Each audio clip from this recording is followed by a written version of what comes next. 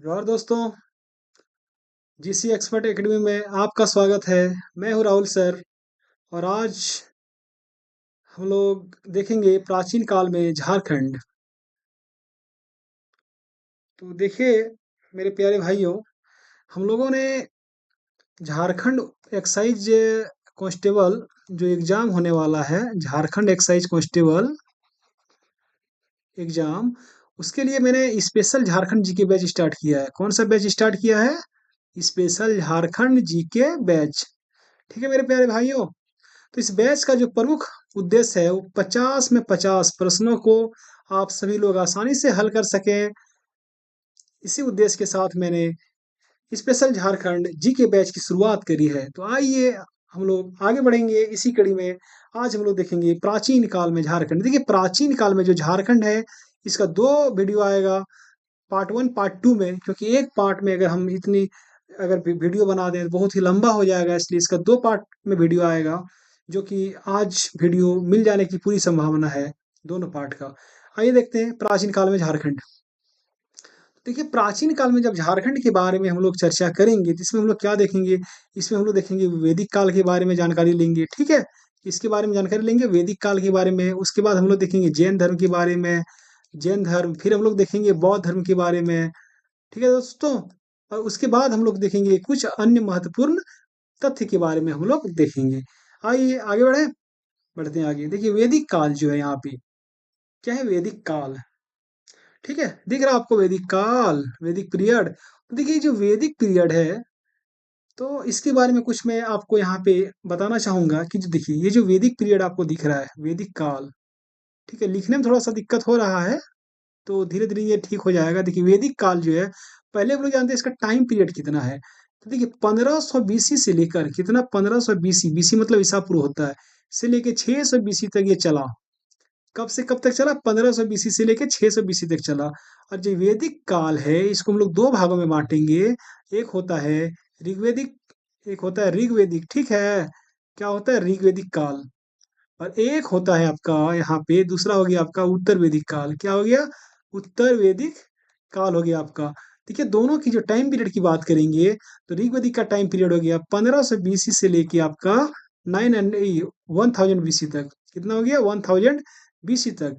और उत्तर वैदिक काल की बात करेंगे तो 1000 बीसी से आपका हो गया कितना, 600 बीसी तक हो गया। ठीक है, तो ये वैदिक काल में हम लोग इतनी सारी चीजों को देखेंगे।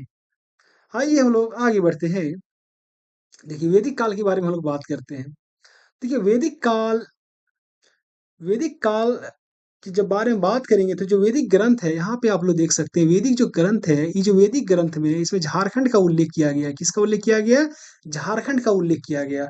आइए अब जानते हैं कि झारखंड का जो उल्लेख किया गया है वो किस नाम से किया गया। तो देखिए वैदिक काल में झारखंड को किक्कट प्रदेश के रूप में जाना जाता था। कौन से प्रदेश के रूप में? किक्कट प्रदेश के रूप में जाना जाता था। ठीक है, और यहाँ पे जो प्रमुख जनजातियां रहती थी वो देखिए असुर, खड़िया और बिरहोर रहते थे। देखिए यहाँ पे हम लोग बात करेंगे वैदिक काल में झारखंड को किस नाम से जाना गया मेरे भाइयों?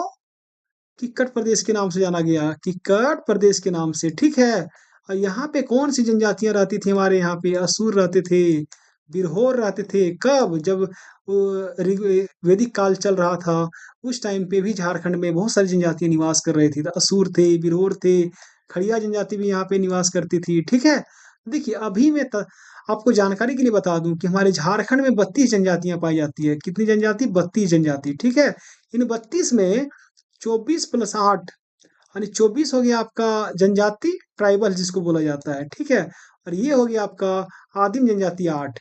तो इसी आदिम जनजाति के तहत कौन कौन आते हैं? आपका असुर आ जाएंगे, आपका बिरहोर आ जाएंगे। ठीक है दोस्तों, आगे बढ़े अब। तो यहाँ पे यही चीज के बारे में कहा गया है कि प्रमुख जो जनजातियां थी वैदिक काल के पीरियड में झारखंड में, वो असुर थी, खड़िया थी और बिरहोर थे। ठीक है, किस नाम से जाना गया यहाँ पे आपको? झारखंड को किक्कर प्रदेश के नाम से जाना गया। आइए आगे बढ़ते हैं। देखिए मैंने ऊपर में जो वैदिक काल को दो भागों में बांटा, ठीक है, विभाजित किया। तो देखिए ये वैदिक काल है, इसको दो भागों में यहाँ पे भी विभाजित किया गया है, ऋग्वैदिक काल और एक हो गया आपका उत्तर वैदिक काल। ऋग्वैदिक काल का टाइम पीरियड मैंने बताया 1500 ईसा पूर्व से लेके 1000 ईसा पूर्व तक, और उत्तर वैदिक काल का मैंने टाइम पीरियड आपको बताया 1000 से 600 ईसा पूर्व तक। ठीक है मेरे भाइयों, आगे बढ़े। देखिए अब ऋग्वैदिक काल के बारे में चर्चा करते हैं। किसके बारे में चर्चा करेंगे? ऋग्वैदिक काल के बारे में पहले, उसके बाद हम लोग देखेंगे उत्तर वैदिक काल के बारे में। देखिए ऋग्वेद में झारखंड को जो है किक्कट नाम देशोनार्य कहा गया है। ये जो किक्कट नाम देशोनार्य है, इसका मतलब मैं आपको यहाँ बता रहा हूँ। देखिए ये रहा आपका किक्कट नाम देशोनार्य, पहले लिख लेते हैं हम लोग। किक्कट नाम देशोनार्य, देखिए किक्कट, किक्कट नाम, ठीक है, देशो अनार्य, देशो अनार्य। ठीक है मेरे प्यारे भाइयों। अब देखिए किक्कट नाम और देशो अनार्य, आपको क्या लग रहा है कि ये दो वर्ड है कि नहीं है? ये दो वर्ड है। किक्कट नाम किसको क्यों रखा गया? क्योंकि किक्कट प्रदेश को क्या कहा जाता था? किक्कट प्रदेश कहा जाता था, ठीक है। और इसको देशो अनार्य इसलिए कहा गया क्योंकि ये अनार्यों का देश था। किसका देश था? अनार्यों का देश था। जब आप लोग हिस्ट्री पढ़ते होंगे तो वहां पे आप लोग आर्य और अनार्य के बारे में पढ़े होंगे। आर्य और अनार्य के बारे में आप लोग वहां पे पढ़े होंगे, ठीक है।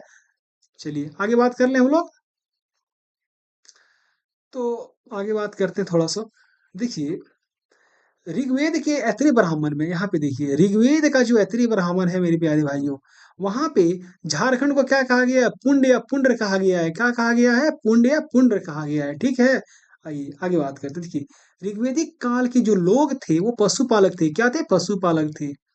ऋग्वैदिक काल के लोग कैसे थे? वे पशुपालक हुआ करते थे। पशुपालक की जब हम बात करेंगे मेरे प्यारे भाइयों, देखिए पशुपालक की जब बात करेंगे यहाँ पे, पशुपालक, तो पशुपालक में ये लोग, जैसे कि आप यहाँ पे देख सकते हैं, किसकी पूजा करते थे? यहाँ पे ये लोग गाय की, मतलब गाय को पालते थे, बकरी भी रखते थे ये लोग, ठीक है, भेड़ भी रखते थे, क्योंकि घोड़ा के भी प्रमाण मिले हैं। तो बहुत सारे जानवर का ये लोग पालन करते थे। आइए आगे जानते हैं।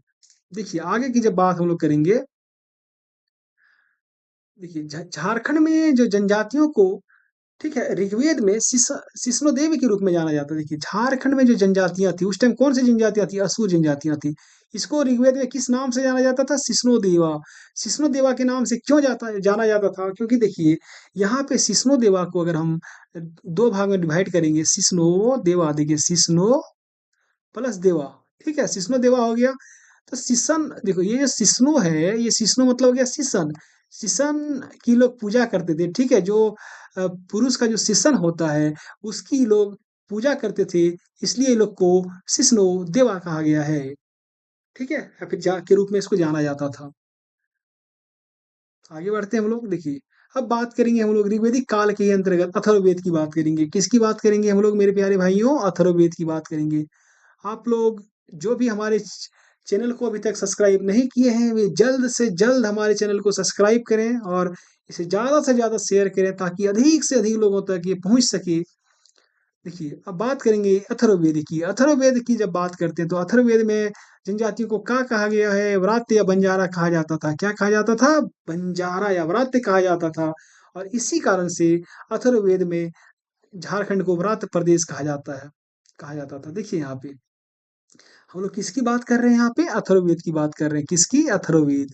तो जो अथर्ववेद की जब हम लोग बात करेंगे तो यहाँ पे जो जनजातियां थी तत्कालीन समय में, यानी उस टाइम पे, इस जनजाति को क्या कहा जाता था? व्रात्य कहा जाता था। व्रात्य मतलब क्या होता है मेरे प्यारे भाइयों? बंजारा, ठीक है।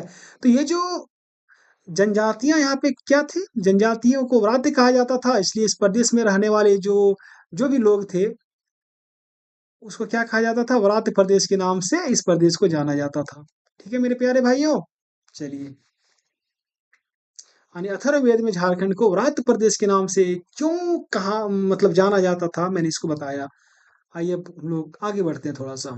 देखिए बात करेंगे उत्तर वैदिक काल की। किसकी बात करेंगे? उत्तर वैदिक काल की। देखिए इस काल में, यहाँ पे देखिए उत्तर वैदिक काल है, हम लोगों ने ऋग्वेदिक को पढ़ लिया। उत्तर वैदिक काल में, इस काल में क्या है कि किक्कट प्रदेश जो था, किक्कट प्रदेश मतलब क्या हो गया आपका? झारखंड, वो मगध, अंग, पुंड्र, कलिंग आदि जैसे कई राज्यों में विभाजित हो गया। देखिए पहले जो किक्कट प्रदेश था, पहले जो हमारा झारखंड था, वो बहुत बड़े मतलब जो क्षेत्र में विस्तृत था। लेकिन समय के साथ क्या हो गया? देखिए ये जो किक्कट प्रदेश आपको दिख रहा है, ये जो किक्कट प्रदेश है, मान लीजिए कि ये इंडिया का मैप हो गया, ठीक है। तो ये जो किक्कट प्रदेश है आपका, जो भी है, ये भारत का मैप हो गया आपका। तो ये किक्कट प्रदेश पहले देखिए इतना सारे इलाकों में विभाजित था, ठीक है। लेकिन समय के साथ क्या हो गया, पूरा था ये किक्कट प्रदेश, क्या था पूरा मेरे प्यारे भाइयों, पूरा था ये आपका किक्कट प्रदेश।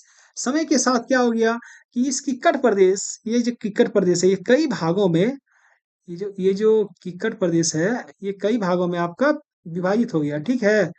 तो जब देखिए, जब ये विभाजित होता है कई भागों में,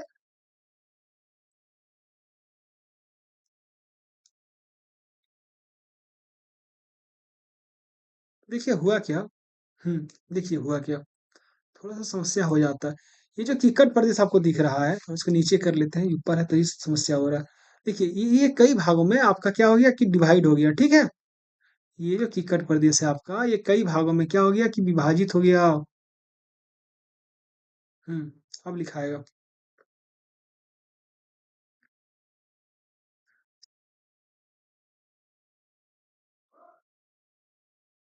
अब लिखाएगा। देखिए, ये जो किक्कट प्रदेश है, ये कितना भाग में विभाजित हो गया देखिए। थोड़ा ऊपर करते हैं इसको। ये इधर से भी विभाजित हुआ, ये इधर से भी विभाजित हुआ, ठीक है? यानी मगध में भी बँटा, अंग में भी बँटा, और भी बहुत सारे क्षेत्रों में ये विभाजित हो गया, पुंड हो गया, कलिंग हो गया। आइए आगे बढ़ते हैं हम लोग। देखिए महाभारत काल में झारखंड जो था, यहाँ पे देखिए महाभारत पीरियड में झारखंड जो था, वो जरासंध के अधीन थे। किसके अधीन थे? जरासंध जो थे, उसके अधीन थे। अब बात करेंगे झारखंड की, तो यहाँ पे देखिए कि मगध साम्राज्य का दक्षिणी भाग था झारखंड।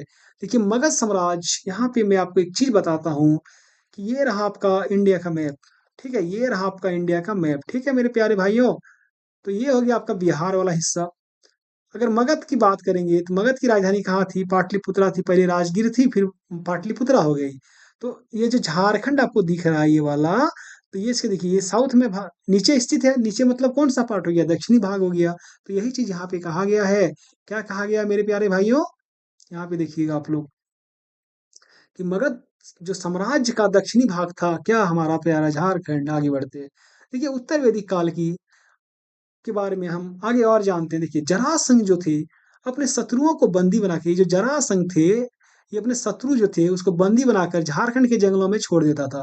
देखिए पहले हम आपको एक जानकारी के लिए बता देते हैं कि 1950 जब हमारा भारत आजाद हुआ था, उस टाइम हमारे झारखंड में लगभग लगभग 51% के आसपास जंगल था। लेकिन आज इसकी संख्या बहुत कम हो गई है, जो कि अभी 29.76% बची हुई है, ठीक है। चलिए, तो जरासंध अपने शत्रुओं को बंदी बनाकर कहाँ पे छोड़ देता था? झारखंड, यहाँ पे के जो विस्तृत जंगल थे वहां पे छोड़ देता था। ताकि इसको क्या करते थे, जंगल में बहुत सारे जीव जंतु रहते हैं, मार के खा जाते होंगे। देखिए महाभारत के युद्ध की बात करेंगे तो ये क्वेश्चन बहुत इंपॉर्टेंट है। देखिए यहाँ पे महाभारत के जो युद्ध हुए, उसमें मुंडा जनजाति जो थी वो कौरव की सेना में शामिल थे। देखिए झारखंड में ये जो मुंडा जनजाति दिख रही है मेरे प्यारे भाइयों, ये झारखंड में पाई जाती है, ठीक है।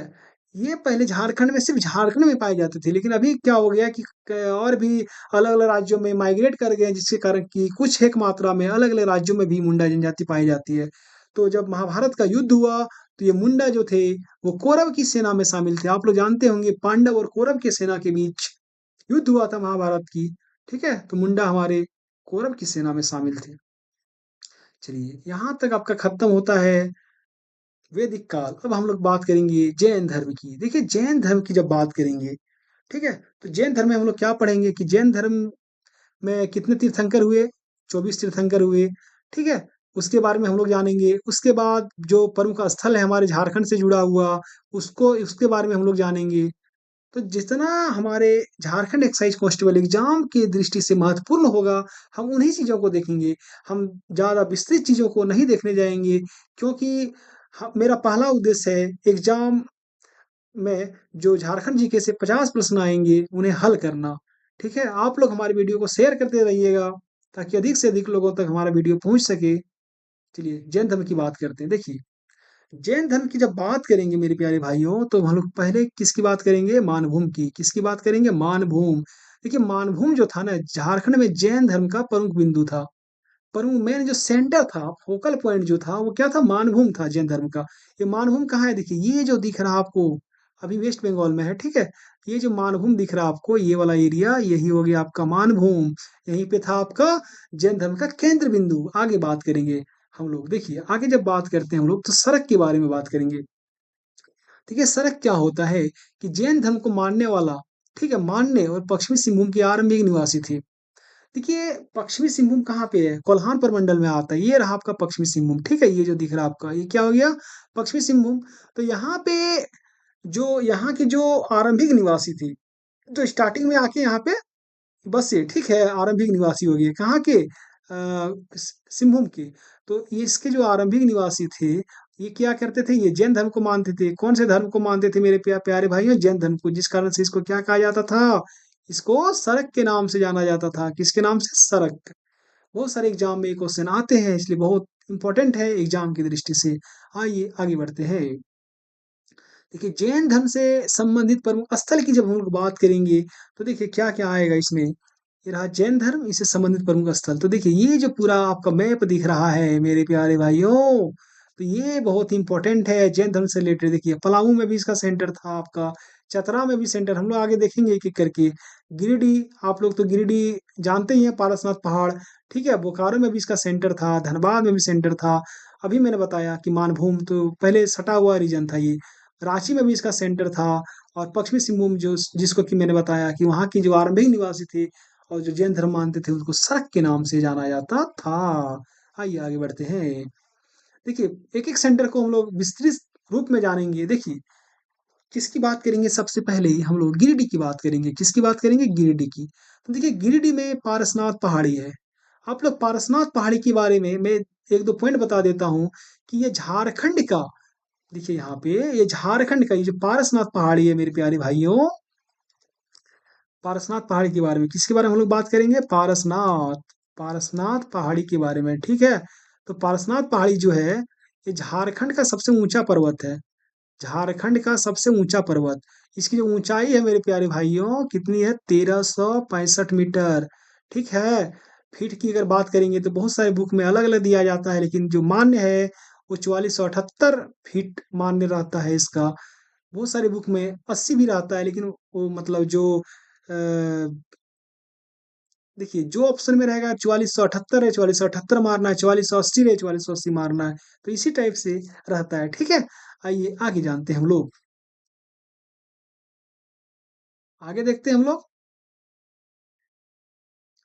देखिए कि पारसनाथ जो पहाड़ी है, यहाँ पे 23वें जो तीर्थंकर थे, कौन थे 23वें तीर्थंकर, पार्श्वनाथ। क्या नाम था इसका, पार्श्वनाथ। इसको निर्वाण प्राप्त हुआ था 717 ईसा पूर्व में। कब प्राप्त हुआ मेरे प्यारे भाइयों, 717 ईसा पूर्व में इसको निर्वाण। देखिए निर्वाण मतलब क्या होता है, निर्वाण देखिए ये रहा आपका, मान लीजिए मेरे प्यारे भाइयों, मान लीजिए कि ये हो गया आपका पारसनाथ पहाड़ी, ठीक है।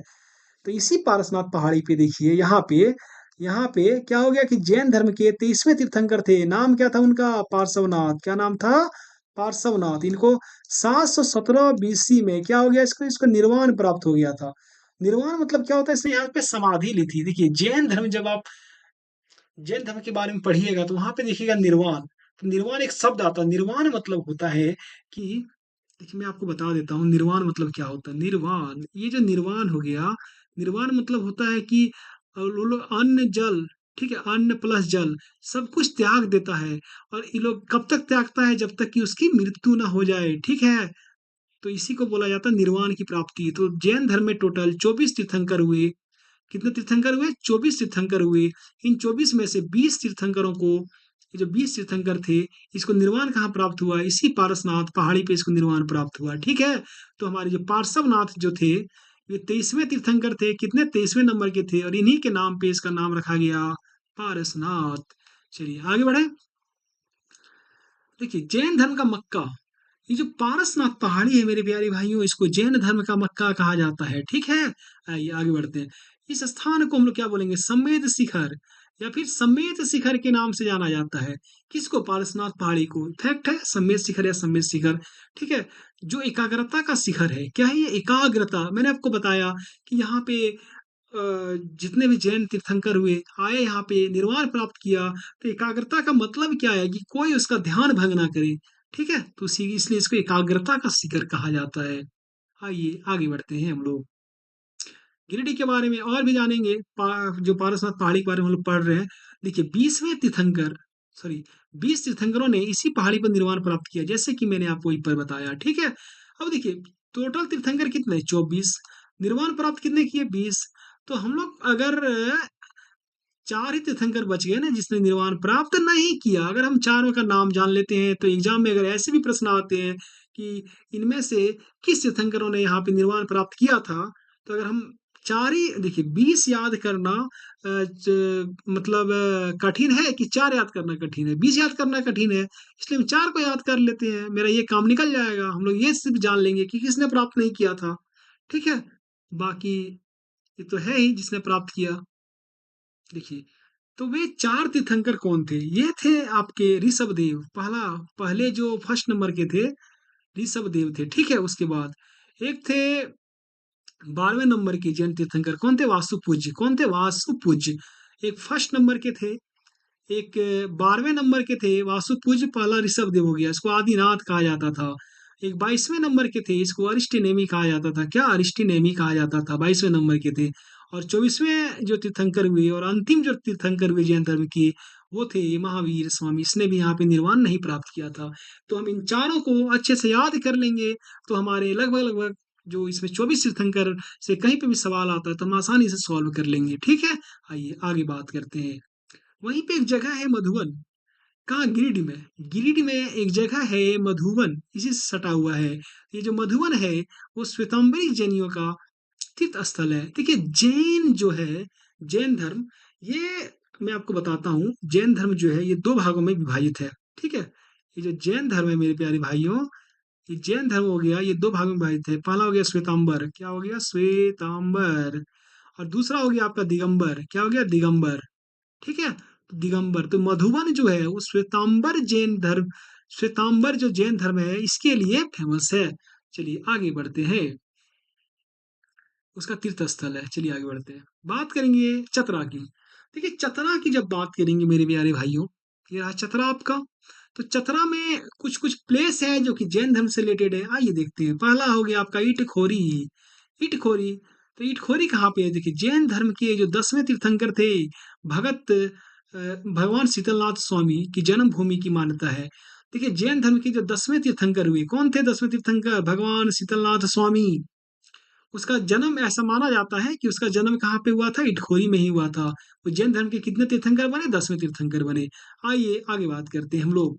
बात करेंगे कोलेश्वरी पहाड़ या कोलुआ पहाड़, कहाँ पे है, चतरा में। देखिए ये जो कोलेश्वरी पहाड़ आपको दिख रहा है या कोलुआ पहाड़, इसको दोनों नाम से जाना जाता है। तो इसके बारे में बात करेंगे। देखिए यहाँ पे क्या होगा कि 10वें तीर्थंकर जो है भगवान शीतलनाथ स्वामी, उसने ज्ञान प्राप्त किया था। देखिए जब ऐसी मान्यता है कि इसका जन्म चतरा में ही हुआ, कहाँ पे, इटखोरी में। ठीक है। तो ज्ञान प्राप्त, इसने कहा इसी पहाड़ी पे ज्ञान प्राप्त कर लिया, कोलेश्वरी पहाड़ या कोलुआ पहाड़ पे। ठीक है। आगे आगे बढ़ते हैं। देखिए एक चतरा में ही है सप्तऋषि गुफा। देखिए जो कोलेश्वरी पहाड़ है, सॉरी जो कोलेश्वरी मंदिर है, इसी के निकट जो पहाड़ पर एक दूसरे से जुड़ी 7 गुफाएं हैं। ठीक है। उसी को कहा जाता है सप्तऋषि गुफा। देखिए एक चीज मैं आपको बता देना चाहता हूँ, ये रहा आपका चतरा। जब आप लोग झारखंड का मैप बनाइएगा, ठीक है, थोड़ा सा यहाँ पे, तो यहाँ पे आपको मिल जाएगा चतरा। इस चतरा में ही आपका कोलुआ पहाड़, क्या है मेरे प्यारे भाइयों, कोलुआ पहाड़ है। ठीक है। इसी कोलुआ पहाड़ पे जैन धर्म के जो 10वें तीर्थंकर थे, कौन थे, शीतलनाथ, भगवान शीतलनाथ। ठीक है, शीतलनाथ। तो इसका यहाँ पे जन्म भी माना जाता है, ऐसी मान्यता है कि इसका जन्म भी हुआ था। और इसका जन्म कहाँ पे हुआ था, इटखोरी में हुआ था। इटखोरी में इसने ज्ञान कहाँ प्राप्त किया था, जो कोलुआ पहाड़ है आपका, वहां पे इसने ज्ञान प्राप्त किया था। तो आगे बढ़े मेरे प्यारे भाइयों। चलिए आगे बढ़ते हैं अब। देखिए इसके अलावा भी जैन धर्म से संबंधित जो प्रमुख स्थल की बात करेंगे, हमने गिरिडीह के बारे में जाना, हमने चतरा के बारे में जाना। अब हम लोग जानेंगे पश्चिमी सिंहभूम। देखिए पश्चिमी सिंहभूम, मैंने कहा कि आरंभिक जो वहाँ के जो निवासी थे और जो जैन धर्म को मानते थे उनको सरक कहा जाता था। तो पश्चिमी सिंहभूम में एक जगह है वेणु सागर। यहाँ पे 7वीं शताब्दी की जैन मूर्तियां मिली है। कब की मिली है मेरे प्यारे भाइयों, 7वीं शताब्दी की। कहाँ पे, पश्चिमी सिंहभूम के वेणु सागर में। बात करेंगे धनबाद की। तो धनबाद में देखिए, धनबाद भी धनबाद से भी जो है जैन धर्म की जो प्राचीन जो सामग्री होती है वो भी मिली हुई है। कहाँ से मिली है? जब आप धनबाद, जैसे कि ये हो गया आपका झारखंड का मैप, ठीक है मेरे प्यारे भाइयों, तो यहाँ पे आपको आ जाएगा धनबाद। तो इसी धनबाद में क्या क्या मिला, देखिए धनबाद में एक जगह है बड़म, क्या नाम है उसका? बड़म। एक एक धनबाद वाले आप लोग जानते होंगे, बड़म, बलरामपुर, कर्रा, ठीक है। तो यहाँ से ये जो तीनों प्लेस है, बरम, अ, बलरामपुर और कर्रा, यहाँ से क्या हुआ है कि जैन धर्म से जो संबंधित प्राचीन सामग्री होती है वो मिली हुई है। आइए आगे बात करते हैं। आगे बात करेंगे हम लोग, किसकी बात करेंगे? बोकारो की बात करते हैं मेरे प्यारे भाइयों। देखिए ये जो बोकारो है, बोकारो से क्या मिली है? बोकारो में यहाँ पे देखिए, ये जो मैंने आपको, धनबाद से थोड़ा सा नीचे आप आ जाइएगा, यहाँ पे आपको मिल जाएगा बोकारो, ठीक है। तो यहाँ पे जो जगह है, क्या क्या नाम है देखिए, मैं लिखता हूँ। पहला नाम है गया कुम्हारी, क्या नाम हो गया? कुम्हारी। फिर हो गया आपका कुमारदाग, कुमारदाग, और एक हो गया आपका अलुआरा, क्या नाम हो गया आपका? अलुआरा, ठीक है। ये जो तीनों जगह से प्राचीन जैन प्रतिमाएं मिली है मेरे प्यारे भाइयों। आइए आगे बढ़ते हैं। ठीक है, जैन धर्म से संबंधित जो प्रमुख स्थल की बात करेंगे, तो और भी प्लेस है हमारे झारखंड में। कहाँ है? एक पलामू है। पलामू में एक गांव है हनुमान गांव। कहाँ है? नाम क्या है उसका? हनुमान गांव।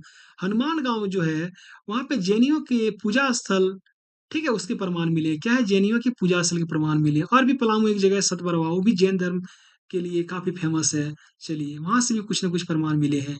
अब आगे बात करेंगे हम लोग रांची। तो रांची जो है आप सब जानते होंगे, रांची कहाँ है? रांची झारखंड की राजधानी है, मिडिल पॉइंट में है भाई आपका रांची, ठीक है। देखिए, सरग जनजाति से प्राप्त जो 24वें तीर्थंकर थे महावीर स्वामी, उसकी प्रतिमा 1918 में स्थापित की गई है, ठीक है। रांची में महावीर स्वामी की प्रतिमा कब 1918 में स्थापित करी गई है, ठीक है। चलिए आगे बात करते हैं। देखिए, दामोदर एवं कसाई नदी की बात, जो नदियों से भी जैन धर्म का गहरा रिश्ता है। दामोदर, और ये रहा आपका दामोदर। देखिए, दामोदर नदी से आप लोग सबको, झारखंड की सबसे लंबी नदी दामोदर नदी, ठीक है। और ये रहा आपका कसाई नदी। तो जैन संस्कृति के अवशेष इन दोनों नदियों में भी मिले हैं। नदी नदी के किनारे जो भी बोल सकते हैं, वहां पे जैन संस्कृति का जो अवशेष मिलता है, दामोदर और कसाई नदी में भी मिला है। आइए आगे बढ़ते हैं हम लोग। जैन धर्म समाप्त होता है, हम लोग बात करेंगे अब बौद्ध धर्म की। किसकी बात करेंगे मेरे प्यारे भाइयों? बौद्ध धर्म की, ठीक है। देखिए, बौद्ध धर्म की जब बात करेंगे, तो आइए तो जानते हैं कि बौद्ध धर्म से रिलेटेड झारखंड में कौन कौन सा स्थान है, क्या है। देखिए, प्रमुख स्थान की जब बात करते हैं बौद्ध धर्म में, तो आप लोग जानते होंगे गढ़वा। बहुत सारे लोग होंगे जो गढ़वा से हमारे वीडियो देख रहे हैं।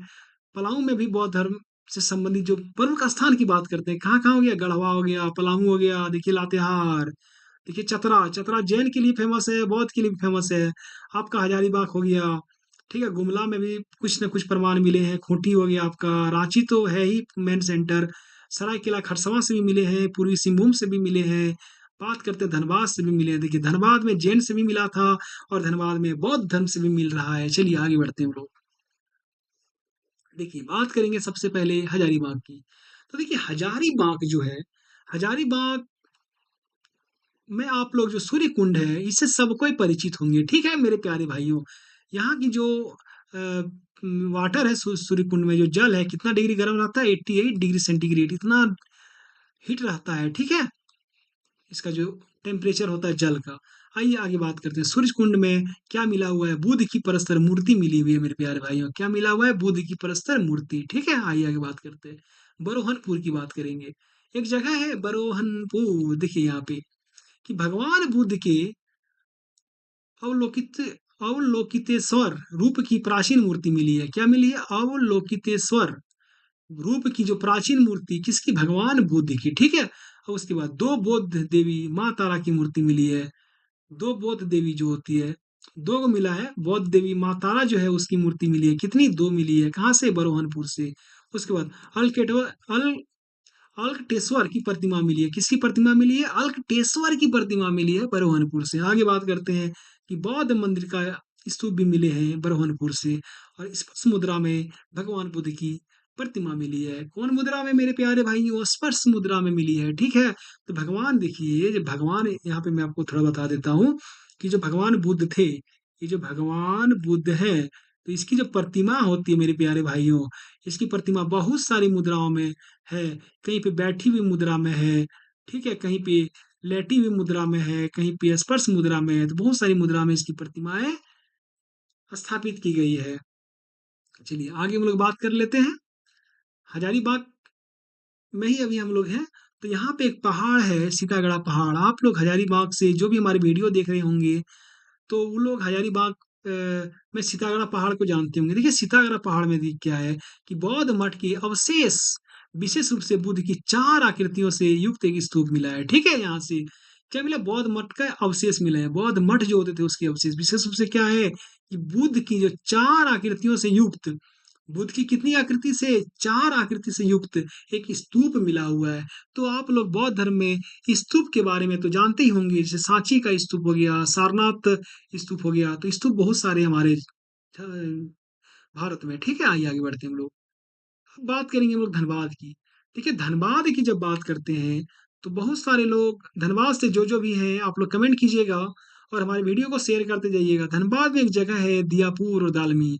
मैंने आपको बताया धनबाद कहाँ है मेरे प्यारे भाइयों। धनबाद, ये रहा आपका धनबाद, ठीक है। तो यहीं पे कहीं ना कहीं एक जगह होगा, नाम क्या उसका? दियापुर और दालमी, दियापुर एंड दालमी। ठीक है मेरे प्यारे भाइयों। तो दियापुर और दालमी से क्या मिले? बौद्ध स्मारक प्राप्त हुए यहाँ से, बौद्ध स्मारक। और इससे क्या हमें जानकारी प्राप्त होता है कि कभी न कभी ये भी जो है, यहाँ पे भी बौद्ध धर्म का अस्तित्व रहा होगा। आइए, एक जगह है बुद्धपुर। कौन सी जगह है? कहाँ पे? धनबाद में ही। ये दामोदर नदी के किनारे बुद्धेश्वर मंदिर है। ठीक है, नाम है बुद्धपुर। तो बुद्धपुर कहाँ पे है? तो दामोदर नदी जो है, जैसे कि देखिए ये दामोदर नदी धनबाद से भी होकर बहती है। तो इसी के किनारे एक मंदिर है, नाम है उसका बुद्धेश्वर मंदिर। देखिए एक है बारहमसिया गांव। क्या नाम है उसका? बारहमसिया गांव। ठीक है। तो बारहमसिया गांव की जब बात करेंगे, तो यहाँ पे देखिए क्या मिला हुआ है कि लाटोन लाटोन टोंगरी पहाड़ी पर, लाठोन टोंगरी पहाड़ी पर 20वीं सदी के बौद्ध अवशेष मिले हैं। देखिए 20वीं सदी के, सती नहीं होता, सदी होता है ये दो होगा। ठीक है। एक है लाथोन टोंगरी पहाड़ी, बारहमसिया गांव में। वहां पे 20वीं सदी का जो बौद्ध अवशेष होता है वो मिले हुए हैं। एक है जगह घौलमारा। ठीक है, घौलमारा। तो घौलमारा जो है, यहाँ पे प्रस्तर की खंडित बुद्ध मूर्ति प्राप्त हुई है। आइए आगे बात करते हैं हम लोग चतरा की। देखिए चतरा में हमने पढ़ाई जब इटखोरी के बारे में, तो वहां पे हमने जाना कि 10वें जो तीर्थंकर थे शीतलनाथ, तो उनका जन्म मतलब वहीं पे हुआ ऐसा माना जाता है। और जब बौद्ध धर्म की बात करेंगे, तो चतरा में देखिए क्या हुआ, इटखोरी में, चतरा के इटखोरी में, वहां पे भगवान बुद्ध की तपोभूमि के रूप में आराधना और उपासना का स्थल है। भगवान बुद्ध की जो तपोभूमि है, देखिए मेरे प्यारे भाइयों, तपोभूमि के रूप में क्या है कि आराधना व उपासना का स्थल है। आराधना उपासना दो अलग अलग शब्द है, मैं आपको आगे बताऊंगा। देखिए आगे बात करेंगे कोलुआ पहाड़। कोलुआ पहाड़ जो है वो जैन धर्म के लिए भी फेमस है, बौद्ध धर्म के लिए फेमस है। यहाँ पे क्या मिला है कि भगवान बुद्ध की तपोभूमि के साथ मोक्ष प्राप्त करने का एक पवित्र स्थल है। भगवान बुद्ध की तपोभूमि तो रही ही है, लेकिन उसके साथ जो मोक्ष प्राप्त किया है इसने, उसका एक पवित्र स्थल के रूप में कोलुआ पहाड़ को जाना जाता है। आइए आगे जानते हैं कोलेश्वरी पहाड़। ठीक है, सॉरी, कोलेश्वरी मंदिर। तो ये जो कोल्हुआ पहाड़ है, इसी के नजदीक है कोलेश्वरी मंदिर। ठीक है। तो देखिए यहाँ पे बौद्ध धर्म के लोग प्रतिमा को माँ तारा के रूप में पूजते हैं। देखिए कोलेश्वरी मंदिर में बौद्ध धर्म के लोग यहाँ पे जो इस मंदिर में प्रतिमा, उसको किस रूप में पूजते हैं? माँ तारा, माँ तारा के रूप में पूजते हैं। और एक जगह है चतरा में भोक्तमा एवं डोहरा। नाम क्या है? भोक्तमा और डोहरा। डोहरा नाम है। यहाँ पे बौद्धकालीन कहीं ना कहीं अवशेष मिले हैं, भोक्तमा और डोहरा में भी। आइए मेरे प्यारे भाइयों हम लोग आगे बढ़े। देखिए बात करेंगे पलामू की। ये देखिए पलामू में ये जो बहुत ही इंपॉर्टेंट है, झारखंड एक्साइज कांस्टेबल एग्जाम हेतु, पलामू में एक गांव है मूर्तिया गांव। ठीक है, यहाँ पे एक सिंह मिला है, सिंह का शीर्ष मिला है। क्या मिला? सिंह का शीर्ष मिला है। ठीक है, जो सांची स्तूप के द्वार पर उत्कीर्ण सिंह शीर्ष से मेल खाता है। ठीक है, मैंने अभी आपको बताया कि जो सांची स्तूप है मेरे प्यारे भाइयों, कौन सा स्तूप है? सांची स्तूप। इसके जो द्वार है, इसका जो गेट है, जैसे कि ये आप लोग यहाँ पे देख सकते होंगे। देखिए थोड़ा अच्छे से देखिए आप लोग, यहाँ पे आप लोग देख सकते होंगे, ये जो दिख रहा है आपको, ये हो गया आपका सांची स्तूप। कौन सा स्तूप है मेरे प्यारे भाइयों? तो इसके जो द्वार है, इसकी जो द्वार है देखिए, तो यहाँ पे एक है सिंह शीर्ष। ठीक है, सिंह का शीर्ष है। तो वो जो है सिंह शीर्ष जो उत्कीर्ण है, तो जो मूर्तिया गांव में मिला है उससे क्या होता है कि मेल खाता है, ठीक है, दोनों मैच करता है। आइए, एक पलाऊ में ये गांव है करुआ गांव, यहाँ से भी बौद्ध के स्तूप मिले हैं। कौन गांव में? करुआ गांव। देखिए, सीधा सीधा यहाँ से एग्जाम में क्वेश्चन पूछा जाता है, एकदम सीधा सीधा उठाएगा, ले जाके बैठा दिया ऐसे। देखिए, उसके बाद पलाऊ में ही एक गांव है पनसा व सहरावीरा गांव। कौन से गांव है? पनसा व सहरावीरा गांव। यहाँ से भी बौद्ध स्तूप प्राप्त हुए हैं। बौद्ध स्तूप जो होता है प्राप्त हुए कहाँ से? पनसा व सहरावीरा गांव से। आइए आगे बढ़ते हैं। बात करेंगे हम लोग लातेहार की। देखिए, लातेहार, आप लोग सब जानते हैं कि पलामू किला कहाँ है मेरे प्यारे भाइयों? लातेहार में। देखिए, बहुत लोग क्या करते हैं, पलामू किला नाम सुना मार दिया पलामू आंसर, लेकिन पलामू किला लातेहार में है, आज आप लोग जान लीजिए, ठीक है। देखिए, यहाँ पे क्या है पलामू किला में कि स्पर्श मुद्रा में भगवान बुद्ध की प्रतिमा है। क्या है? स्पर्श मुद्रा में। देखिए, ये रहा आपका स्पर्श मुद्रा में भगवान बुद्ध की प्रतिमा दिख रही है मेरे प्यारे भाइयों, ठीक है। एक है तंपा पहाड़ी। क्या है? तंपा पहाड़ी, यहाँ पे भी बुद्ध की प्रतिमा मिली है। और एक है ब्राह्मणी गांव, ब्राह्मणी गांव, यहाँ पे भी बुद्ध की प्रतिमा मिली है लातेहार में। तो लातेहार में 3 जगह बुद्ध बौद्ध धर्म के लिए फेमस है। आइए हम लोग आगे बात करते हैं। बात करेंगे गुमला की। तो गुमला में एक गांव है, ये रहा गुमला आपका। गुमला में एक गांव है कटुंगा गांव। कौन सा गांव है मेरे प्यारे भाइयों? कटुंगा गांव। यहाँ पे बुद्ध की एक प्रतिमा मिली है। देखिए, ये रहा भगवान बुद्ध की मूर्ति, है ना। अब एक गांव है टांगीनाथ गुमला में, बहुत ही फेमस है, यहाँ से भगवान बुद्ध की मूर्तियां प्राप्त हुई है। ये जो टांगीनाथ है ये बहुत ही फेमस है। मैं आपको आगे बताऊंगा टांगीनाथ के बारे में, विस्तृत रूप से बताऊंगा। चलिए आगे बढ़े थोड़ा सा। बात करेंगे अन्य स्थान की, अदर प्लेस की। तो देखिए, अदर प्लेस पूरे झारखंड में और कहाँ कहाँ से बौद्ध बौद्ध धर्म हो गया, उसके अवशेष मिले हुए हैं। देखिए, पहला हो गया आपका केतार। केतार कहाँ है? गढ़वा में है, ठीक है। एक जगह है केतार, कहाँ पे है मेरे प्यारे भाइयों? गढ़वा में। यहाँ से बौद्ध कालीन सिद्ध पीठ मिले हैं। बौद्ध कालीन क्या है? सिद्ध पीठ होते हैं वो। एक जगह है खूंटी। अब चलते खूंटी। खूंटी चलेंगे, खूंटी में एक जगह है बेलवादाग। बहुत सारे लोग बेलवादाग से होंगे, और बहुत सारे लोग ऐसे होंगे जो बेलवादाग का नाम सुने होंगे, और बहुत सारे ऐसे भी लोग होंगे जो बेलवादाग का नाम अभी तक सुने ही नहीं होंगे। तो आज सुन लीजिए, बेलवादाग है खूंटी में, और बहुत ही इंपॉर्टेंट क्वेश्चन है ये, ठीक है। तो बेलवादाग से क्या मिले हैं? बौद्ध विहार के अवशेष प्राप्त हुए हैं। क्या प्राप्त हुए मेरे प्यारे भाइयों? बौद्ध विहार के अवशेष। जोन्हा जलप्रपात, जोन्हा वाटरफॉल के बारे में आप लोगों इससे परिचित होंगे। ये रांची में है, और यहाँ पे बुद्ध की प्रतिमाएं प्राप्त हुई है। एक गांव है पटम्बा गांव। पटम्बा गांव कहाँ पे है? एक्चुअली रांची से आगे बढ़ते हैं, पूर्वी सिंहभूम चलते हैं।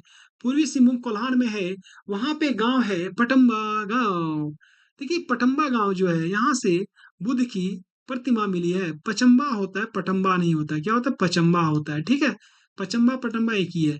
तो यहाँ से बुद्ध की प्रतिमाएं मिली है। आगे हम लोग बात करें, देखिए ईचागढ़ चलते हैं। ईचागढ़ सरायकेला खरसावां में है ईचागढ़, ठीक है। तो यहाँ पे माँ तारा की मूर्ति मिली है, कहाँ पे? ईचागढ़ में। आइए आगे बढ़ते हैं हम लोग मेरे प्यारे भाइयों अन्य महत्वपूर्ण बिंदु की तरफ। देखिए, अन्य महत्वपूर्ण बिंदु की तरफ जब बात करेंगे तो इसमें कुछ पॉइंट आएंगे, देखते हैं। देखिए, अन्य महत्वपूर्ण बिंदु। देखिए, क्या है कि बंगाल के पाल शासकों के शासनकाल के दौरान झारखंड में बौद्ध धर्म की वज्रयान शाखा विकसित हुई, ठीक है। देखिए, बौद्ध धर्म की जो शाखा की बात करेंगे तो यहाँ पे बौद्ध धर्म की 2 शाखाएं होती है। मैं आपको बता देना चाहता हूँ जानकारी के लिए, ये रहा आपका बौद्ध धर्म, ठीक है मेरे प्यारे भाइयों। बौद्ध धर्म, इसकी 2 शाखा होती है। पहला होता है हीनयान, हीनयान, और दूसरा होता है वज्रयान, ठीक है। ये जो हीनयान और जो वज्रयान होता है, तो जो सम्राट अशोक थे मेरे प्यारे भाइयों, मैं आगे पढ़ाऊंगा आपको। सम्राट अशोक जो थे वो हीनयान शाखा को मानते थे, ठीक है। तो झारखंड में जब बंगाल में पाल शासकों का शासन था, तो झारखंड में बौद्ध धर्म की कौन शाखा विकसित हुई? ये जो वज्रयान शाखा है, यही शाखा विकसित हुई। आइए आगे देखते हैं हम लोग। देखिए, झारखंड में कुमार गुप्त के प्रवेश के उपरांत, यहाँ पे देखिए, जब झारखंड में कुमार गुप्त आए, किसका प्रवेश हुआ? कुमार गुप्त का। तो बौद्ध धर्म का ह्रास प्रारंभ हो जाता है। ये क्वेश्चन बहुत इंपॉर्टेंट है कि झारखंड जो है उसमें बौद्ध धर्म का ह्रास कब से प्रारंभ हुआ? तो देखिए, यहाँ पे कुमार गुप्त जो थे उसके प्रवेश के उपरांत, ठीक है। आगे बात करते हैं कि बौद्ध ग्रंथों के अनुसार हर्यक वंश के शासक थे अजात शत्रु। एकदम थे, हर्यक वंश की स्थापना की थी मगध में। तो उसने अपने जीवन के अंतिम पड़ाव में झारखंड क्षेत्र में बौद्ध धर्म के प्रसार प्रचार की इच्छा व्यक्त की थी। ठीक है, देखिए आप लोग ने हरेक वंश के बारे में पढ़ा होगा, मगध के बारे में। तो उसके जो शासक थे कौन थे? अजात शत्रु। ठीक है, अजात शत्रु। तो इसने जब अपनी जिंदगी के अंतिम पड़ाव में थे मेरे प्यारे भाइयों, तो वहां पे इसने एक फैसला किया कि हम जाके बौद्ध धर्म का प्रचार प्रसार करेंगे। कहाँ पे? झारखंड क्षेत्र में करेंगे। ठीक है, क्योंकि उस टाइम जो मगध था, झारखंड जो था वो मगध का ही एक पार्ट हुआ करता था, एक हिस्सा हुआ करता था। आइए हम लोग आगे देखते हैं। आगे बात करते हैं कि शशांक ने झारखंड क्षेत्र में अनेक बौद्ध स्थलों को नष्ट किया। देखिए शशांक जो थे, ये जो शशांक थे, गौड़ शासक थे शशांक, गौड़ वंश के। तो शशांक जो थे, इसने झारखंड में क्या किया? बहुत सारे जो बौद्ध स्थल होते हैं उसको क्या किया? इसने नष्ट कर दिया। ठीक है, आगे बात करते हैं कि मौर्य सम्राट, मैंने अभी बात किया कि मौर्य सम्राट जो अशोक थे, उसने झारखंड क्षेत्र में जो जनजातियों के बीच, किसके बीच मेरे प्यारे भाइयों? जनजातियों के बीच बौद्ध धर्म के जो प्रचार के लिए आठवीं भेजता था। किसको भेजता था? आठवीं। आठवीं क्या होता है ना, आठवीं पर जो बौद्ध धर्म के प्रचार प्रसार के लिए जो झारखंड क्षेत्र भेजा जाता था उसको आठवीं कहा जाता था। ठीक है, तो वे आठवीं को ही भेजते थे। चलिए आज की वीडियो में इतना ही। अब हम लोग प्राचीन जो झारखंड होता है उसका हम लोग दूसरा पार्ट देखेंगे, जितना भी हिस्सा बच गया उसमें। ठीक है मेरे प्यारे भाइयों, तो अगर वीडियो अच्छी लगी हो तो आप हमारे चैनल को सब्सक्राइब कीजिएगा और ज़्यादा से ज़्यादा इसको शेयर कीजिएगा, ताकि अधिक से अधिक लोगों तक पहुंच सके।